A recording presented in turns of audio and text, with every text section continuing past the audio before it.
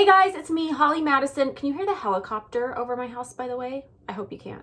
Anyway, today I am doing a video to tell you about my botched under eye filler. Don't let it happen to you. If you'd hit the like and subscribe button, I would really appreciate it. And let's get on with the story. So what is filler? Filler is a soft tissue filler injected into your skin.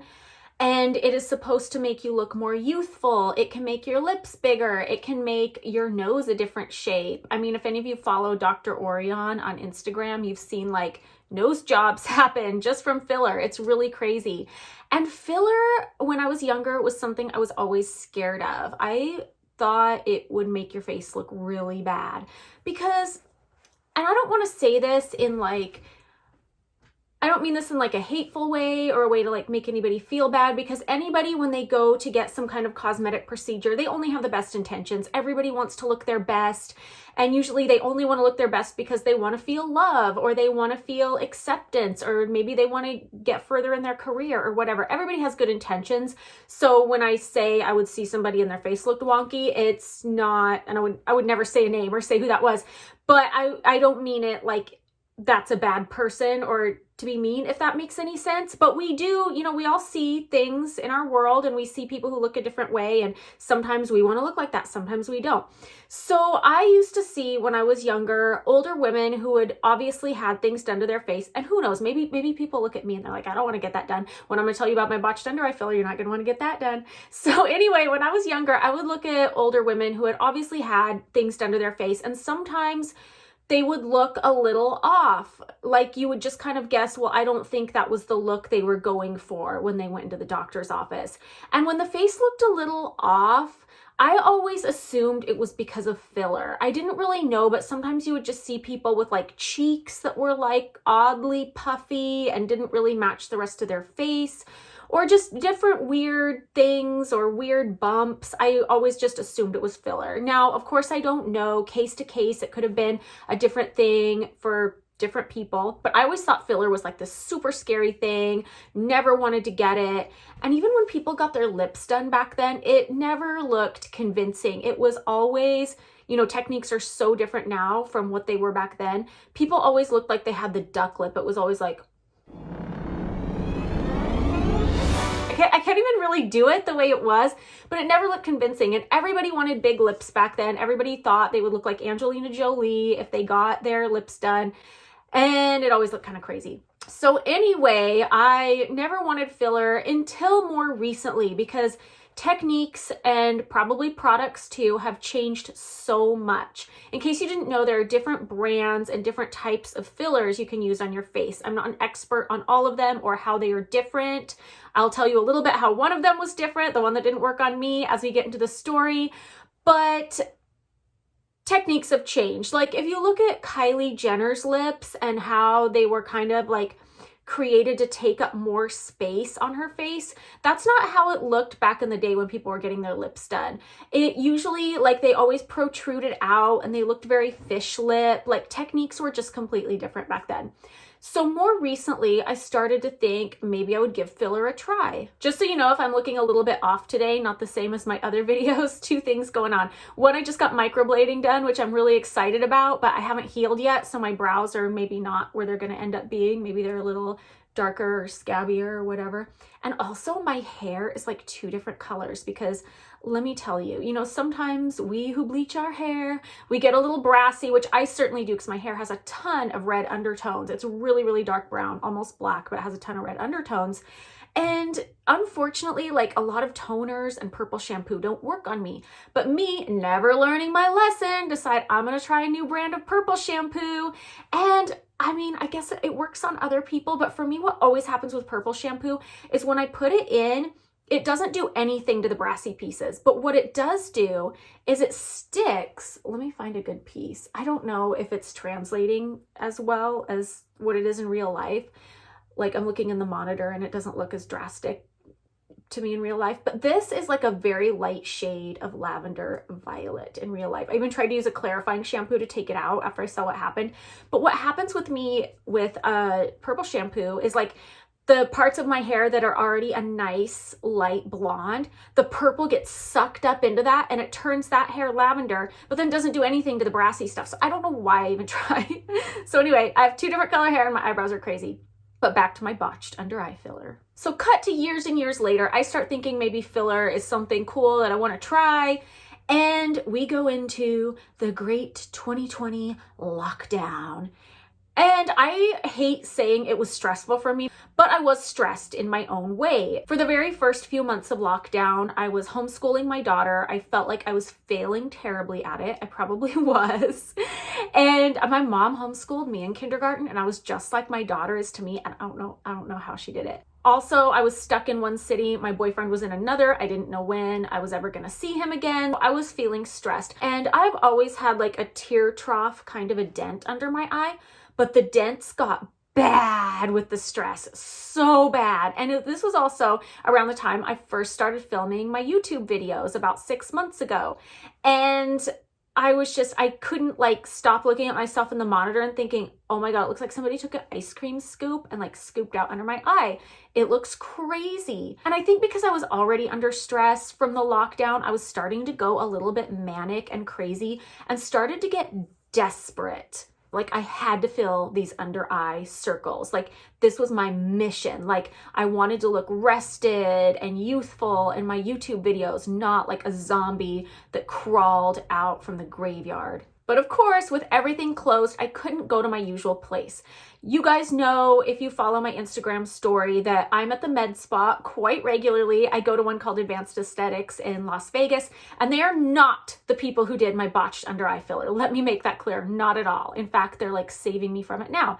But back then, they were completely closed and shut down. So what is a girl to do when she's manic and desperate about her under eye fillers, which is like so dumb now. Like it's been completely dissolved under this side. And you can see like I still have the dent under my tear trough. Like my concealer probably isn't even covering up my dark circles. But I look at it now and I'm like, what was I so freaked out about? Like, because when I got the botched under eye filler, it was worse. And then after seeing that, I kind of appreciate how I was before, which I used to be so manic about. And I'm like, why was I so freaked out? I don't know. I was crazy those couple months. Now, the biggest takeaway I want you guys to take from this video, because I've been getting a lot of comments in my other videos where I've just kind of mentioned my botched under eye filler, and a lot of you have wanted me to talk about it because you're thinking about getting it yourself. And my biggest piece of advice to you is, one, is talk to more than one clinic about it. Just get more than one opinion if you can. I know sometimes they charge consultation fees and it can get a little more expensive, but you know what else is expensive? Getting it dissolved. So I would go into it and ask more than one person for their opinion. Also, ask about the type of filler they are going to use. There are different brands you can use. The molecular structure is different in each one. They work different ways. Some take longer to dissolve than others. So I would think about that and weigh in with your practitioner's advice on what kind of filler you want to get. And maybe for the first time, you want to try the type of filler that might dissolve the fastest. And when I say dissolve, I don't mean like get it dissolved. I mean, over time, filler goes away. It's never really permanent. So you might want to choose the one that dissolves the fastest. That way, if you don't like it, it's an easy out. And if you do like it and you want something that lasts a little bit longer, you could always try that the next time. Also, keep in mind, there's a thing called filler fatigue. Filler fatigue is when somebody gets filler in their face and it will kind of like stretch out that area a little bit. And usually when people are getting filler, it's because they're a little bit older and their skin is losing its plumpness, its elasticity. So guess what happens when the filler dissolves? Your face isn't bouncing back. So it almost can make the problem worse, and it will make you dependent on getting that filler if you really like that look. So make sure that's a sustainable thing in your budget if this is something you want to continue with. I did not do this research. I was desperate and not really thinking clearly. The fact that I did this when Venus was in retrograde is insane. And if any of you out there are astrology people like me, you know, do not try any new beauty treatments during a Venus retrograde. some of you might think I'm totally crazy right now, but I swear, like I'm usually religious about this. Like I don't try anything new during a Venus retrograde. It's okay, like if you're getting your hair colored the same way you always do, or getting your nails done the same way you always do, or getting the same tan you always do. But my advice is never try anything new. Venus is the planet that rules beauty, and when it's retrograde, things don't go that well. Case in point. And when I look back and I realize I did this on a Venus retrograde, to me, that's crazy because I'm usually so religious about not doing new beauty treatments on a Venus retrograde.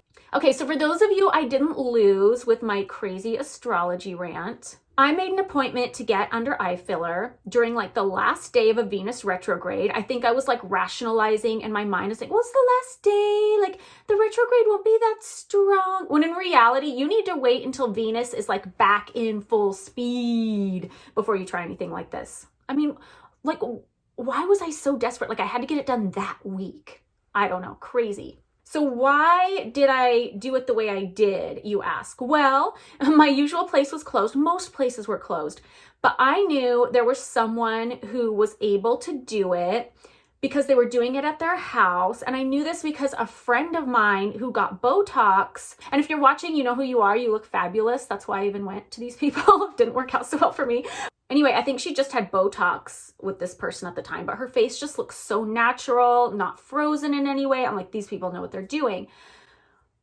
Don't do that. Like if you're gonna go like based on a recommendation, make sure that person that looks amazing has had the same filler you want. Like be specific on this. Like don't waste your time, don't waste your money, don't mess with your face. Like do the research, even if it means you're waiting an extra year before you're trying the filler, like do it right. So I went, got my first COVID test because everybody had to be tested before they could even go. So I go and I get the filler and immediately I kind of like it because I felt like the whole thing like gave my whole cheek like a lift. And the filler looked a little bit lumpy under my eyes, but I knew it was supposed to settle too at the same time. So I wasn't being super hyper picky after I got it done. But as the days went on, I noticed that this eye I was kind of okay with, like there was kind of a little ledge, but this eye looked crazy. Like you see me looking at the monitor as I always do, and I would see like my under eyes is driving me crazy. It was the biggest ridge. And you know, I'm not an injector, like I'm not a cosmetologist, I'm not a nurse, I'm not any of those things. So I don't know, I've never had this done before. So I don't know. I thought, well, since there's still a ridge, like, should I get more in, like, to kind of smooth it out? So I went back, paid to get more put in, and it just looked worse. Like, it didn't smooth it out. It just made the ridge way worse. And I was like, this is terrible. It was one of those things, like I said, where the problem before was nothing compared to this. Like I would have paid to get back to like those under eye holes that I was so freaked out about before. Now, because they're the experts and I'm not, I wish maybe they would have chimed in and said, well, I don't know if more is the answer, but they just took my word for it and put more in because I guess I know what I'm doing. But who knows? Like I have a little bit of sympathy for plastic surgeons and people who are doing things to the face, injections or whatever, because we as clients can get very picky and dysmorphic.